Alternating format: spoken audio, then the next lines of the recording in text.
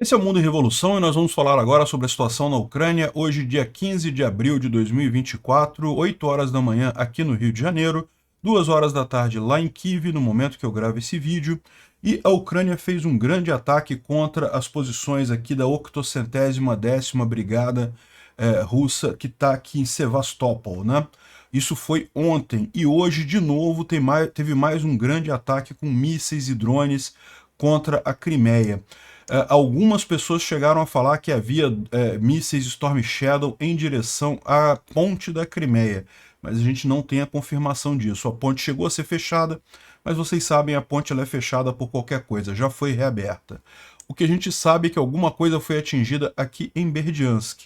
Então, em Berdiansk teve ataque com sucesso ucraniano de ontem para hoje em uma concentração de soldados russos, de militares russos aqui na cidade, né? Berdiansk, essa cidade que está ocupada pelos russos aqui. Bom, na linha de frente não temos boas notícias, mais pequenos avanços russos, nada significativo, o mesmo padrão que a gente tem visto nos dias anteriores, mas é lógico, isso é preocupante, porque é um pouquinho de avanço todo dia, né? A gente sabe que a Ucrânia está mesmo numa estratégia de poupar suas forças, de não resistir absolutamente, não manter posições a todo custo, mas fica preocupante esse dia após dia perdendo um pouquinho de território, né? E bom, finalmente temos a informação de que parece que essa semana vai ser votado mesmo a pacote de ajuda, tanto para Israel quanto para a Ucrânia lá no Congresso americano. Isso é uma coisa muito importante. Resolvendo isso, um monte de coisa se resolve na Ucrânia, né? Vamos falar também sobre uma coisa polêmica, tá? O General SVR, que é aquele blogger russo que afirma ter informações confidenciais de dentro do Kremlin, ele acerta algumas coisas, ele erra outras coisas, mas ele tinha previsto que o Irã iria atacar Israel com a ajuda dos russos. Os russos teriam feito o planejamento junto com os iranianos para o ataque em Israel. E o Putin teria ficado decepcionado com o resultado, ou o Kremlin teria ficado decepcionado com o resultado, né? Enfim, vamos entender vamos ver o que tem de verdade, o que pode ter de mentira nessa história aí. Vamos falar sobre esses e outros assuntos em detalhes. Essas notícias foram sugeridas por Estrago Democrático de Direito, Noname e várias outras pessoas. Obrigado aí ao pessoal que sugeriu as notícias lá no nosso site, no wrevolving.com. E obrigado a você que está assistindo o nosso vídeo. Se você gosta do nosso conteúdo, por favor, deixa o seu like, se inscreva aqui no canal, né? Bom, não teve ataque de drones e mísseis russos contra a Ucrânia ontem, né? Uma coisa rara. Mas teve incêndio tradicional da Rússia, né? Então, o tradicional ataque de drone Shahid não aconteceu, mas o tradicional incêndio na Rússia aconteceu sim. Isso aqui em Yakutsk é bem longe, tá da linha de frente, então não deve, isso aqui deve ser acidente ou então alguma sabotagem de funcionário aqui, ó. Yakutsk aqui bem no leste da Rússia, então não deve ter nada a ver com a guerra, mas mais um tradicional incêndio russo num armazém lá, numa loja, né?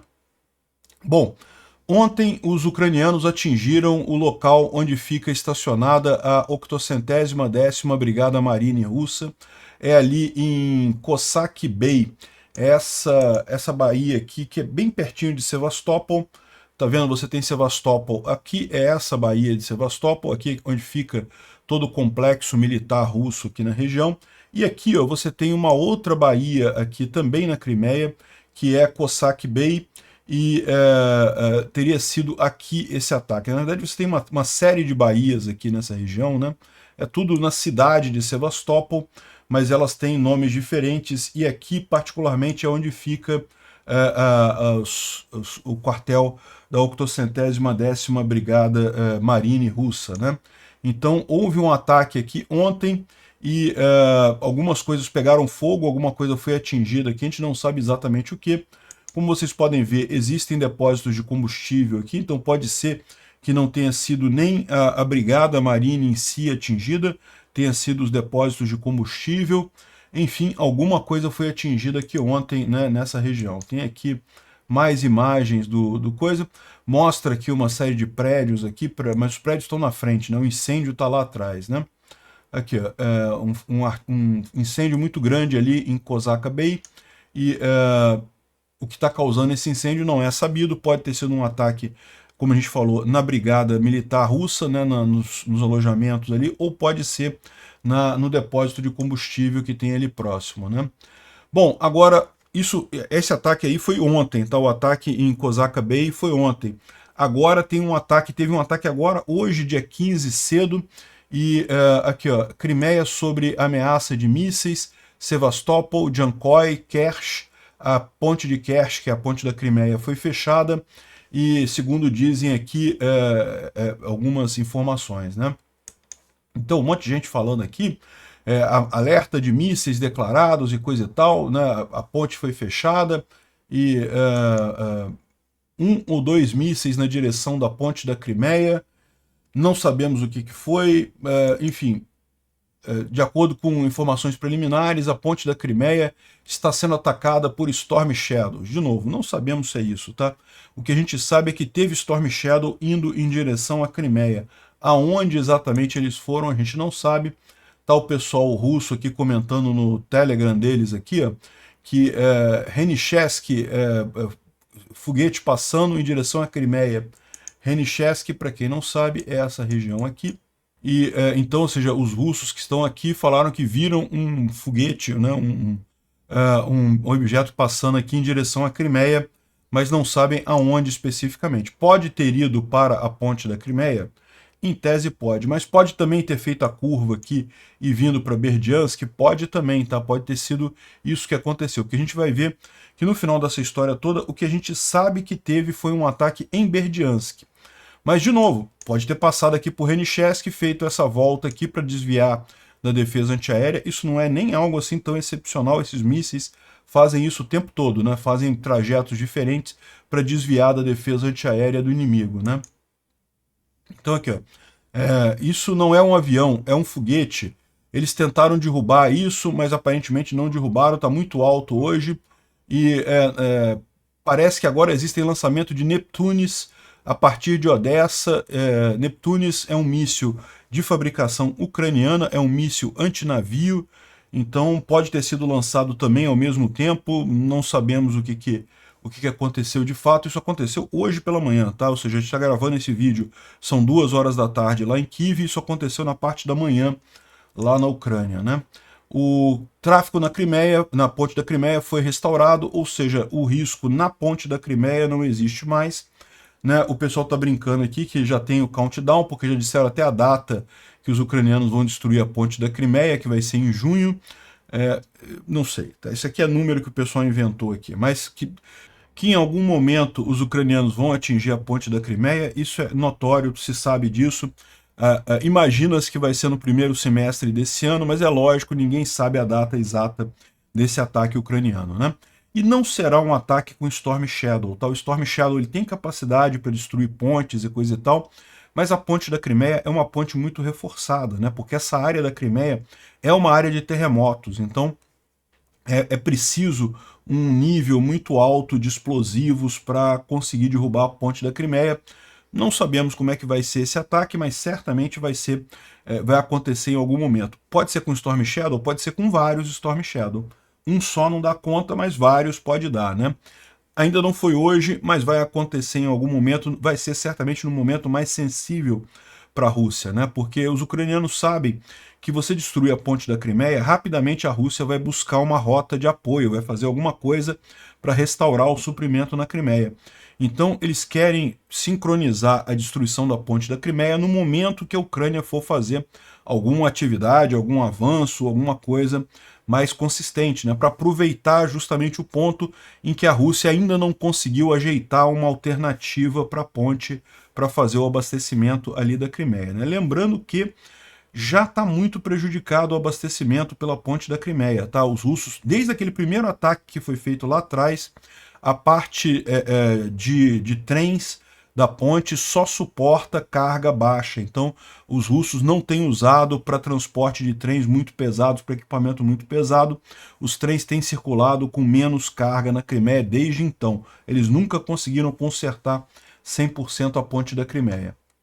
Bom, o que a gente teve de certeza foi ataque em Berdiansk, né? Então, essa coisa toda de mísseis passando em Henichesk em direção à Crimeia e coisa e tal, Pode ter tido algum outro ataque? Pode ter havido, a gente não sabe. Pode ter sido alguma coisa que Feodósia, os ucranianos atingem sempre Feodósia, o próprio estaleiro de Kerch aqui pode ter sido alvo, né? A gente não sabe para onde é que foi esse míssil, mas o que a gente sabe é que Berdiansk foi atingida. Então tá aqui uma imagem de uma coluna de fumaça aqui, que segundo estão dizendo é justamente num local em que os russos aquartelam tropas aqui, né? Então é a South Hydromesh, que é uma fábrica que tem lá em Berdiansk, um galpão que tem lá em Berdiansk, e que isso teria sido está sendo usado pelos russos para aquartelamento de tropas, ou seja, para manter as tropas deles ali, e isso teria sido atingido pelo Storm Shadow hoje, né? Então tá aqui a imagem tem mais imagem disso? Tem algumas imagens aqui. É só essa imagem mesmo que tem de Berdiansk sendo atingido, não sabemos ainda o que aconteceu, né? Aqui, ó, em Berdiansk houve um ataque na planta, sei lá o que, Hydromesh e Asmol, justamente nesse ponto aqui, onde reportadamente existem concentrações de forças russas, né? Os russos dizem que todos os alvos foram derrubados e coisa e tal, mas isso aí os russos dizem sempre, não dá para confiar neles, né? Bom, isso aqui é um alerta. Os russos estão fazendo uso de motocicletas na linha de frente, né? Isso é algo que, evidentemente, não oferece nenhuma proteção em termos de blindagem. Se entrarem numa mina ou se forem atacados por um drone, eles não têm como se safar. Mas a verdade é que a motocicleta é rápida, né? E isso pode ajudar eles até a fugirem de drones, que é um problema que os russos enfrentam na linha de frente. Os ucranianos vão ter que pensar em uma estratégia para reverter esse avanço por motocicleta. É possível até que a motocicleta dificulte o acionamento de minas, né? Porque aquelas minas para tanque, elas não explodem por qualquer coisa, elas só explodem quando tem um peso grande em cima delas. Talvez a motocicleta nem dispare esse tipo de mina, então é mais uma complicação que os ucranianos têm. É lógico que eles podem usar artilharia simples, podem usar drones FPV e coisa e tal, mas é um desafio interessante isso daí, né? E lógico, a Ucrânia pode aprender com isso também e usar a mesma coisa também, eventualmente pode ser uma boa estratégia. Bom, um monte de blindados russos aqui destruídos, isso daqui é mais resultado de mais destruição, mais tentativa russa de avançar em Avdiivka sem sucesso. Então, mais um monte de blindados aqui. Continua, né, essa atuação russa ali na região. Infelizmente, a gente não tem boas notícias aqui em Chassivyar.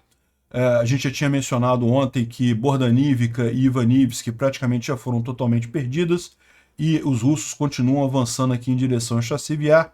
Avançaram mais um pequeno trecho aqui. De novo, não é uma mudança significativa, não é um grande avanço, não é nada estratégico, mas é preocupante essa perda de pequenos trechos, né? A mesma coisa aqui em direção a Novobarmutivka. Novobarmutivka é aqui perto de Avdiivka.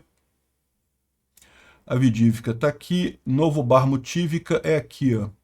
Então os russos teriam avançado nessa direção aqui. Na verdade aqui já está essa área vermelha aqui agora está correta, né? Agora os russos estão realmente atingindo aqui Novobarmutivka. Eles continuam tentando avançar aqui em Berdish, Semenivka, Umansk, essa região toda aqui, eles continuam tentando avançar, mas sem sucesso, né? Avançaram neste ponto aqui. E, bom, pela imagem aqui, nem foi isso tudo que está ali no mapa, né? Mas estão caminhando em direção a Novobarmutivka aqui. Mais uma vez, não é nenhuma mudança significativa, é uma pequena área, nada estratégico, nada de ganho operacional, mas é preocupante isso daí, né? E a gente sabe, eu já expliquei para vocês que a estratégia ucraniana é exatamente essa. Não adianta ficar ganhando cidade ou retendo cidade, coisa e tal, nesse momento. O que importa é fazer ações de maior alcance, né, que consigam realmente vazar as defesas russas e fazer um avanço significativo. Então vamos lá, vamos ver como é que segue isso daqui, né? O Polevolan manda aqui as informações aqui de novo sobre Chassivyar, basicamente o mesmo mostrado ali nos mapas antes, né? Ou seja, um pequeno avanço russo aqui na região. Bakhmut está aqui, Chassivyar está aqui, Ivanivsk praticamente tomada pelos russos, Bordanivka também, e os russos avançaram mais um pouquinho aqui, né? Aqui também em direção a Novo-Bakhmutivka, avançaram mais um pouco, a zona cinza retrocedeu um pouco, ou seja, os ucranianos abandonaram algumas posições aqui para ficar em posições mais favoráveis. Isso está de acordo com a doutrina, está de acordo com o esperado, a estratégia atual é poupar força, é não tentar defender a todo custo aqui, mas de novo os russos avançaram mais um pouquinho aqui, né? Aqui na região de Marinka e Erohivka e Krasnohorivka e Novomihailivka não teve nenhum avanço, os russos continuam tentando avançar aqui, mas não teve mudança nenhuma nessa região, né? O Instituto para Estudo da Guerra fala aqui sobre, na Ucrânia, ele fala sobre o ataque iraniano contra Israel, ressaltando que o sucesso de Israel em se defender contra o ataque de larga escala do Irã mostra o quanto as defesas antiaéreas ucranianas estão defasadas, né? Porque Israel conseguiu derrubar um ataque que foi um ataque significativo, foi uma quantidade muito grande de mísseis e drones, né? Um ataque em tudo similar aos ataques que a Rússia faz contra a Ucrânia, ou seja, claramente teve o dedo da Rússia nessa história ajudando a planejar esse ataque iraniano, mas foi um ataque num patamar mais alto, numa escala mais alta, né? E mesmo assim não conseguiu penetrar a defesa antiaérea de Israel com a ajuda americana, com a ajuda inglesa, com a ajuda da Jordânia, com a ajuda da Arábia Saudita. Então, isso mostra o quanto está degradada a defesa antiaérea ucraniana, o quanto os americanos poderiam ajudar mais nesse sentido, né? Providenciar mais defesas antiaéreas e coisa e tal. Essa é o ponto aqui central que eles colocam, né? E curiosamente, tem uma thread aqui do General SVR, vocês conhecem o General SVR, é um blogger russo, é um tanto sensacionalista, ele diz que o Putin morreu e não sei o que lá, que o Putin... enfim, tem questionamentos sobre a coisa. Ele diz que tem informações internas do Kremlin e algumas vezes ele erra, algumas vezes ele acerta. Eu trago a informação deles aqui, deixo a critério de vocês o que vocês acham dessa informação, né? Eu tenho falado menos dele justamente depois dessa história dele de que o Putin morreu, que pelo menos a gente não tem nenhuma confirmação dessa. Ah, é possível que seja um dublê do Putin que está dirigindo a Rússia? É possível, mas assim, não, mais provável é que não, né? Enfim, mas olha só o que ele falou aqui. Esse post dele aqui, ó, foi no dia 11 de abril. E de fato, no dia 11 de abril, eu vim acompanhando isso, ninguém sabia quando seria a retaliação do Irã contra Israel, tá? Já se sabia, o Irã já tinha falado que faria uma retaliação, mas o pessoal ainda tinha dúvida se seria numa embaixada, num consulado israelense, ou se seria contra o território de Israel, de que forma que o Irã faria essa retaliação. E eu até falei para vocês na época que o Irã estava com uma... Eu falei no vídeo lá de Israel, né? Falei que o Irã estava com um dilema, né? Porque se ele faz um ataque forte demais, ele corre o risco da retaliação israelense e americana contra si, né? Se ele faz um ataque fraco demais, ia ficar óbvio que ele que não tem poder de fogo contra Israel, né? Enfim, no final ele decidiu fazer um ataque bastante forte, foi um ataque muito forte de fato, mas que não adiantou nada, Israel conseguiu derrubar todos os mísseis. Agora, olha só, o ponto, o general SVR no dia 11 de abril, antes de todo mundo saber do ataque do Irã contra Israel, falou aqui, ó, caros convidados do canal, a liderança da Rússia está recomendando a seus colegas no Irã que lance um ataque retaliatório contra Israel no sábado, dia 13. De fato, o ataque foi na madrugada do domingo, dia 14, mas, né, sábado, dia 13, domingo, dia 14, eles recomendam isso de forma forte, que dizem que vão mandar dados de satélites e providenciar toda a assistência para defender a posição correta do Irã, né? Então, ou seja, a Rússia estaria incentivando o Irã a fazer esse ataque retaliatório e iria prover ajuda. E a gente sabe que, logo depois do ataque, a Rússia imediatamente avisou que se o Irã fosse atacado, que ela iria defender o Irã. Não vai, né? A Rússia não tem capacidade de fazer nada, mas disse isso, né? Ou seja, mostra que os dois estão juntos. Aí o general SVR falou aqui, ó, não avisei para vocês? Nossa informação foi confirmada mais uma vez. O Irã lançou um ataque massivo de drones em Israel na manhã, na tarde do dia 13, né? Bom, na verdade foi na madrugada do dia 14, mas ok, até aí tudo bem. A liderança russa estava diretamente envolvida em fazer o plano do Irã para lançar esse ataque retaliatório contra Israel. Irã implementou completamente as recomendações da liderança russa, e a única coisa que teve que ser ajustada foi o horário do início do ataque. Os planos, a operação era para iniciar na tarde de sábado, acabaram indo para a madrugada de domingo, né? E a gente chama atenção para a similaridade entre os ataques combinados do Irã contra Israel e da Rússia contra a Ucrânia, né? E, de fato, você foi muito similar isso daí. Agora, o fato de ser similar não quer dizer necessariamente que a Rússia está por trás disso, tá? Porque você pode entender que é simplesmente o ataque óbvio, né? Você satura a defesa antiaérea do inimigo com drones e mísseis e coisa e tal. Então, isso seria simplesmente a estratégia óbvia nesse caso. Mas eu não sei. Realmente me parece que tem o dedo da Rússia. Isso é muito similar demais para não ter o dedo da Rússia nisso daqui, né? E aí, hoje, ele coloca uma outra informação aqui sobre esse ataque também que eu achei pertinente e bem interessante. Aqui, olha só. A liderança russa está extremamente infeliz com o resultado do ataque massivo do Irã contra Israel, onde drones de vários tipos e mísseis foram usados. Isso é apesar do fato da liderança iraniana implementar todas as recomendações de seus colegas russos, né? O grupo russo no Conselho de Segurança russo, do Patrushev, acusa as Forças Armadas do Irã de falta de destreza, né? Ou seja, não teriam sido hábeis o suficiente, e lamenta a incapacidade da performance do Irã em tecnologias avançadas. Os mísseis usados pelo Irã teriam sido capacitados com isso, né? Isso é uma preocupação porque é curioso, né? Porque, veja, na verdade é a Rússia que está usando tecnologia iraniana com os drones Shahed, né? Mas essa cooperação entre Rússia e o Irã, certamente o Irã está ganhando alguma coisa com isso, né? Não é só dinheiro, né? É dinheiro e certamente alguma cooperação russa em outra área. Pode ser os russos fornecendo tecnologia nuclear para o Irã. Isso é o que muita gente teme, que essa parceria Rússia e Irã acabe transformando o Irã numa potência nuclear mais rápido, né?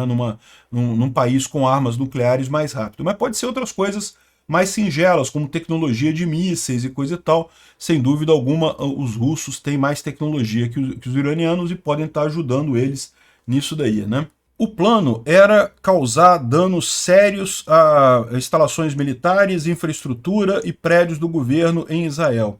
Na realidade, o dano foi negligível e completamente inconsistente com a escala do ataque, né? Aliás, isso é uma coisa que o pessoal tem chamado a atenção e eu tenho que retratar realmente, né? Eu tinha falado que esse ataque do Irã parecia uma coisa telegrafada e coisa e tal, mas o volume de coisas que foi realmente... o Irã queria de fato acertar Israel, queria de fato causar dano, né? E não conseguiu. Não quer dizer nada que o trabalho perfeito da defesa antiaérea israelense e os esforços dos aliados em destruir drones e mísseis no ar. Ou seja, o fato é que o Irã não conseguiu atingir, usou muita coisa mesmo, foi um ataque muito grande, coordenado em conjunto com os russos e não conseguiram nada, né? Enfim, o problema para os russos é o seguinte: as defesas antiaéreas israelenses, a capacidade e a assistência provida pelos aliados impressionaram a liderança russa e o bloco militar russo, né? Ou seja, isso mostrou para eles que o entendimento no caso de um confronto direto com países da OTAN, eles teriam um problema, né? Ou seja, eles estão conseguindo alguma coisa na Ucrânia justamente porque está faltando ajuda para a Ucrânia. Se tiver ajuda, ou se eles entrarem em contato com a OTAN diretamente, eles não dá nem para chance, né? Enfim, de novo, eu tomaria isso daqui com extrema cautela, porque, como eu disse, o general SVR já falou coisas que se comprovaram, é verdade, mas também já falou um monte de coisa que nunca foi comprovada no final das contas. E vamos combinar, os russos sabem que eles não são páreo para a OTAN, eles sabem disso, eles não precisam do Irã testar as defesas de Israel para saber que eles não são páreos para a OTAN, eles sabem que eles não são páreos para a OTAN, né? O que não quer dizer que eles não vão atacar a OTAN. Lembra? Existe aquela possibilidade, a gente falou sobre essa estratégia, a estratégia de minar o artigo 5 da OTAN, né? Ou seja, fazer um ataque que pareça uma coisa localizada, que não tem muita coisa, para dizer, não, a gente atacou só essa cidadezinha aqui na Polônia, não queremos nada mais não, né? Para ver se a OTAN não responde a esse ataque na Polônia ou alguma coisa assim, né? Ou foi sem querer, o míssil caiu ali sem querer e coisa e tal. Esse tipo de ataque localizado, tentando minar o artigo 5º da OTAN, é possível que os russos façam sim. Enfim, então deixo a critério de vocês acreditar ou não no general SVR. Eu particularmente não acredito. Me parece que os russos já sabiam que, assim, de novo, que os russos ajudaram os iranianos a fazer o ataque, eu acredito nisso sim. Acho sim que teve mão russa por trás disso.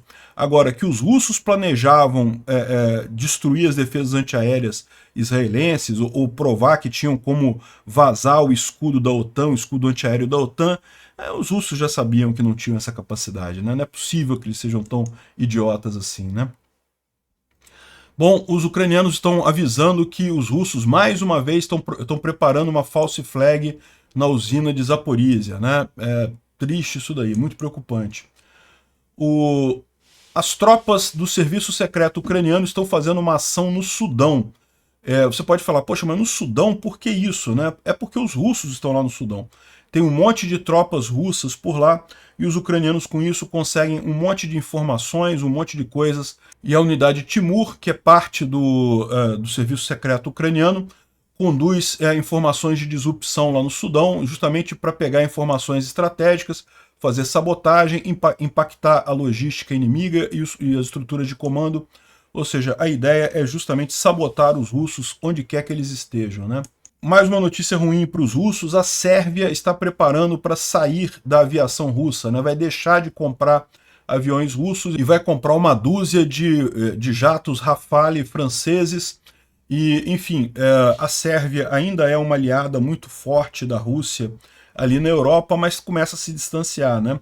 Eles falam aqui que devido às circunstâncias geopolíticas, nem seria possível, nem se você quisesse, comprar da Rússia, né?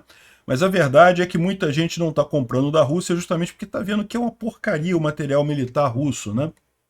Não dá nem para o gasto da Ucrânia, né? Bom, os pilotos ucranianos que foram treinados no F-16 na Inglaterra graduaram e agora vão fazer uma nova fase do treinamento na França, né? A gente está na expectativa aí que os F-16 devem chegar no verão, né? O verão é junho, julho, agosto. E vamos torcer para ter um sucesso muito grande isso daí, né? Olha só uma coisa interessante, a Ucrânia e a Polônia estão em conversas para o sistema Patriot de defesa ser mandado para defender as regiões ocidentais da Ucrânia de mísseis russos, né? Isso disse o Kuleba, que é o ministro de Relações Exteriores da Ucrânia. Só que aqui essa imagem está dando a ideia errada, né? Está dando a ideia de que haveriam sistemas Patriot aqui na Ucrânia para defender Rivne e Lviv, né? E na verdade a ideia não é essa. Pelo que eu entendi, a ideia é que os Patriots ficariam na Polônia, tá? Então seriam dois sistemas Patriot, talvez aqui em Przemyśl e Zamość, que ficariam aqui nessa região, justamente daqui da Polônia. O Patriot teria uma série de vantagens isso, né? Porque para pensar, os russos não poderiam destruir esses Patriots, porque estariam em território polonês, né?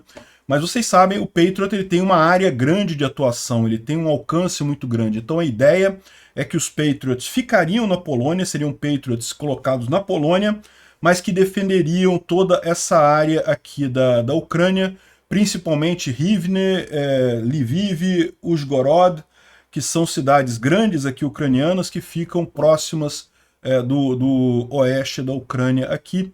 Então, me parece uma coisa bastante positiva, me parece algo bastante interessante realmente. E esses Patriots cuidando dessa área aqui, eventuais defesas antiaéreas que os ucranianos tenham nessa região, eles podem deslocar para outras áreas da Ucrânia. Então, a Ucrânia ganha de qualquer forma nesse aspecto aqui, né? Seria interessante botar algum aqui também na Romênia, né, nesse mesmo estilo, botando um Patriot aqui na Romênia, já pegaria toda uma parte central aqui de Ivano-Frankivsk, Uman, toda essa área central aqui da Ucrânia também poderia ser protegida por um Patriot na Romênia, né? E, ou seja, é bom de vários aspectos isso daí, né? Agora, bom, parece que o ataque contra Israel fez a House of Representatives se mover, né? O Mike Turner, que é um secretário, é um congressista responsável pela área de segurança, falou que espera a votação essa semana de uma ajuda militar para a Ucrânia e Israel, né? E está aqui a entrevista que ele deu para a NBC, falando justamente sobre isso. Esse aqui é o Mike Turner, e está falando que ele espera essa semana essa votação. E outros congressistas também, o líder da maioria no Senado, o Chuck Schumer, também falou que espera que essa semana seja resolvida a questão da votação lá na Câmara dos Deputados americana, na House of Representatives. E até o próprio Mike Johnson, que é o Speaker of the House, é o presidente da Câmara lá, falou que deve botar para votar isso daí, né? Agora, ainda não está claro se eles vão pegar o pacote que veio do Senado e botar para votar na Câmara, ou se eles vão fazer pacotes novos para Israel e para a Ucrânia, como é que vai ser a votação.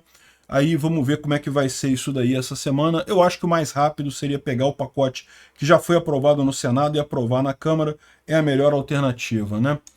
Enfim, até porque, lembra, isso é um compromisso americano. Os americanos assinaram um contrato, assinaram um memorando de Budapeste em 1994, se comprometendo a proteger a Ucrânia em caso de invasão. Justamente foi a condição para a Ucrânia entregar seus mísseis nucleares, destruir suas ogivas nucleares.